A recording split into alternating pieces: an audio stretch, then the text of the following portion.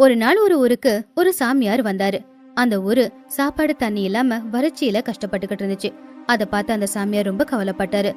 சிவனுக்கு நாம தவம் இருந்தா எல்லாம் சரியா போயிடும் அப்படின்னு சொல்லி ஓம் நம சிவாயா அப்படின்னு கடினமான தவம் இருந்தாரு. பயங்கரமான வெயில் அடிச்சாலும், பயங்கரமான மழை பெஞ்சாலும், வேகமா காத்து வீசினாலும், இப்படி என்னதான் அவருக்கு கஷ்டம் வந்தாலும் அவரு மட்டும் விடாப்படியா தவம் செஞ்சுக்கிட்டே இருந்தாரு. இத பார்த்த கைலாயத்துல இருந்த சிவன் அவரை பாக்குறதுக்காக அவருக்கு முன்னாடியே வந்து நின்னாரு.